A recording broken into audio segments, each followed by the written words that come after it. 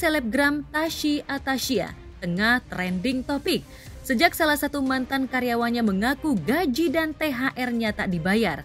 Curahan mantan karyawan Tashi itu diunggah oleh akun @a_keswari dengan mengunggah tangkapan layar berupa percakapan WhatsApp dari @tris_tavia.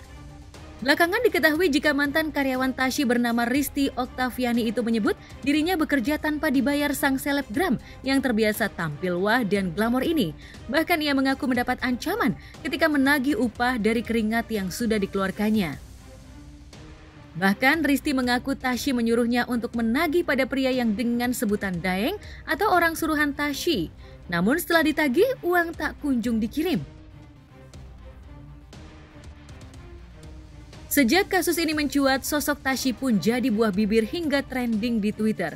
Sebagian besar pengikut Tashi bahkan meluapkan amarahnya dengan menggeruduk akun Tashi.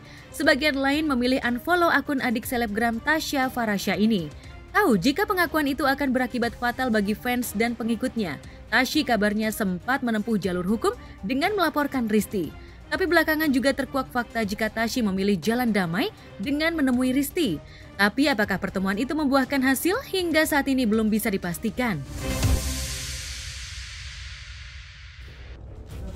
Gimana sih nih, Risti?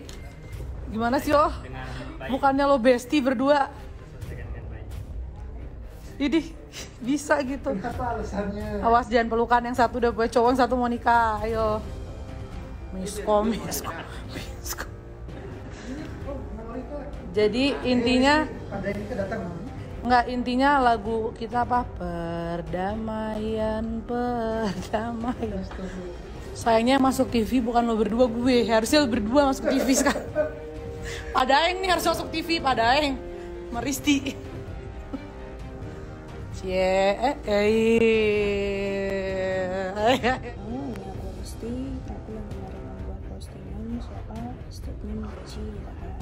Aku jujur benar-benar minta maaf banget atas kehilangan aku karena aku nggak cerita secara transparan di media sosial penyebab dari masalah yang sebenarnya. Aku tidak keluar dengan baik-baik karena aku tidak pamit dulu. Karena kan seperti itu, makanya pada saat itu gaji aku nggak dikasih ke aku.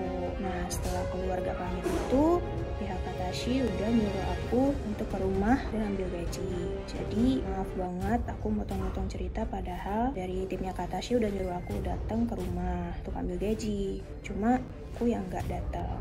Nah setelah itu aku nggak datang, aku nggak menghubungi pihak ketiga yaitu suaminya ataupun Tashi, walaupun posisinya aku memang di follow oleh Tashi. Kita saling follow-followan dan aku pernah DM juga sama Tashi. Dan aku tidak menghubungi suaminya ataupun Tashi. Aku langsung upload ke media sosial soal potongan-potongan cerita tersebut tanpa menjelaskan dari sisi pihak Tashinya. Postingan tersebut jadi merugikan pihak Tashi. Aku merasa bersalah banget karena gak jujur dari awal. Nah setelah aku DM Tashi dan Tashinya juga langsung balasnya, langsung buru-buru diselesaikan masalah ini. Tapi aku malah memberikan informasi yang salah lagi, bilang bahwa Tashi mau mempolisikan aku, padahal Tashi sama sekali nggak bawa polisi, dan bahkan Tashi aja nungguin aku di rumahnya untuk menyelesaikan masalah itu.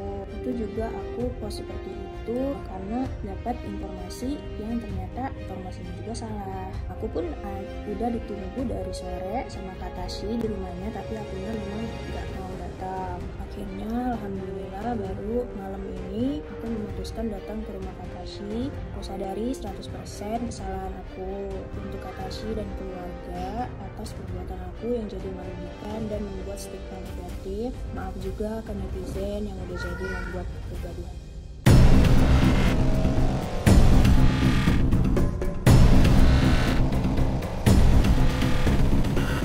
Sosok Tashi sendiri merupakan wanita keturunan Arab Indonesia yang memiliki nama asli Luli Atasya. Ibunya memiliki marga Alatas. Tashi memiliki kehidupan yang berlimpah harta sejak kecil dari keluarga kaya di Sukabumi. Ibu Tashi diketahui memiliki perusahaan jasa penyaluran tenaga kerja ke Timur Tengah. Di media sosial, Tashi dan sang kakak Tasya kerap memamerkan kediamannya yang tampil bak istana. Begitupun gaya hidup keluarganya terbilang serba wah dan glamor. Dari vlog yang dibagikannya, ia kerap pamer kemewahan tempat tinggal hingga kemewahan lainnya. Ikuti rasa dan semangatnya, udah gak makan dari pagi ya. Ini kayaknya habis guys, 1 ekor sama aku gak mau gimana. Jadi sekarang kita akan coba masuk juga ke ruang VIP-nya. Kalau ruang VIP itu tertutup dan bagus banget sih. Sudah ditaruh, kalian lihat sendiri kalau ini gedenya 3 kursi. Lebar sekursi. Ini adalah aku, ini adalah makanannya.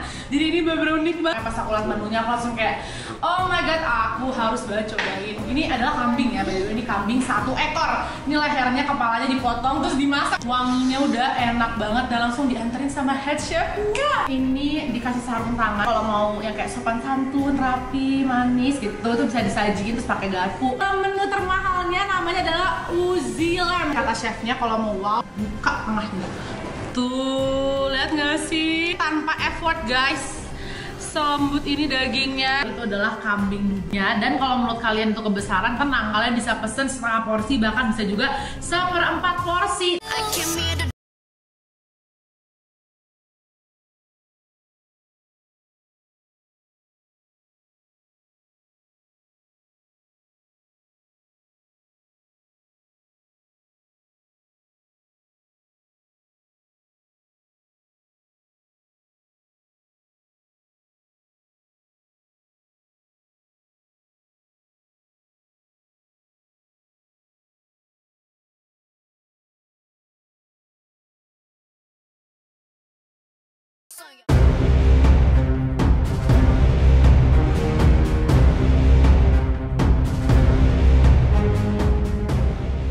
Sidang kasus perceraian antara aktor Yama Carlos dan Arvita Dwi Putri sudah memasuki agenda pembacaan replik.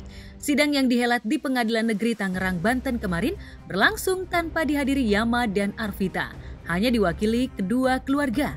Dalam sidang tersebut belum ada bukti-bukti baru yang dibeberkan, selain upaya jalan damai yang tengah ditempuh, yakni terkait status hak asuh anak yang sama-sama tengah diperjuangkan. Kubu Arvita mengaku akan memberikan kesempatan Yama untuk bisa bertemu buah hatinya.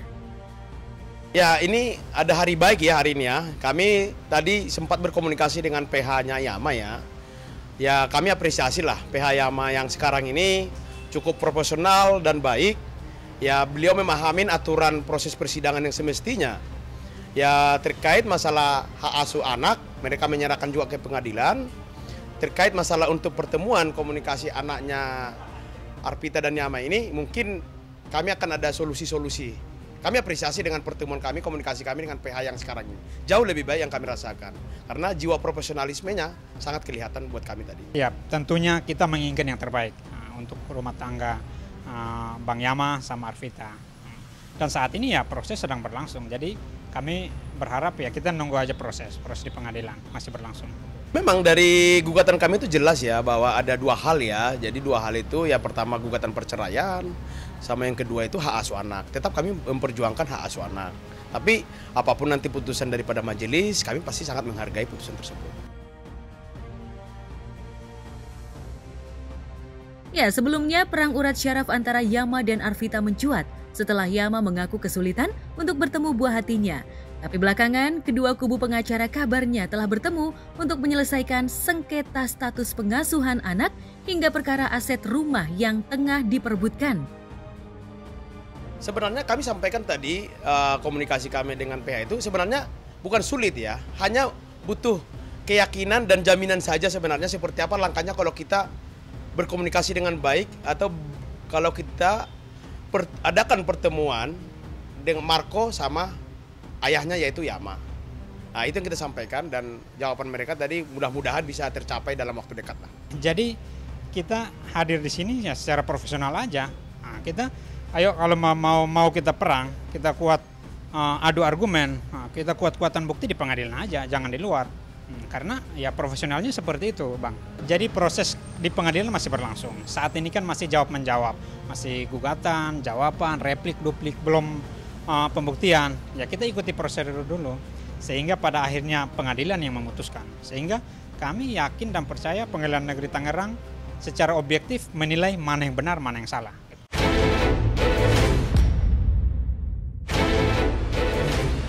Selain status asuh anak, Yama belakangan juga diterpa isu soal kesulitan membayar setoran rumah lantaran tengah sepi job.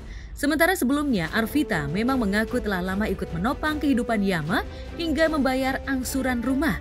Karena itu, Arvita sempat meminta Yama untuk menyerahkan aset demi kepentingan buah hatinya.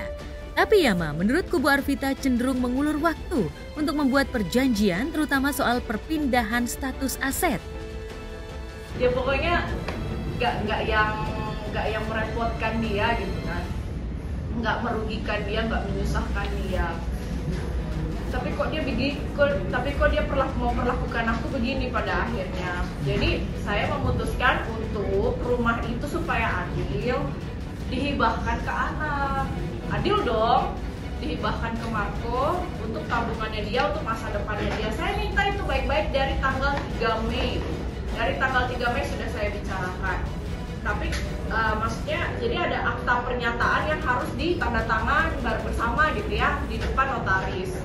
Saya minta waktunya untuk beliau tanda tangan, dia sudah mau itu. Sudah saya kirim draftnya dan saya tanya berhari-hari gitu, saya tanya kapan bisa tanda tangan, kapan ada waktunya bisa tanda tangan. Nggak dibaca, nggak direspon. Dibaca tapi tidak dibalas, tidak direspon. Sampai puncaknya kemarin, yang menghubungi saya malah si lawyer yang sangat luar biasa itu ya. Begini ya, singkatnya, mungkin pihak sana kan takut saya mau ambil bagian apa segala macam. Udah tenang aja, sampai ke ujung dunia pun nggak akan saya ambil. Udah itu aja intinya. Cuman karena ini sudah masuk ranah hukum, ya biarkan negara yang memutuskan. Tapi tenang aja, tangan saya atau anggota tubuh saya nggak akan ambil secuil pun dari apa yang dia punya. Harta saya cuma satu, Marco. Itu yang mau saya perjuangkan dengan jalur yang benar.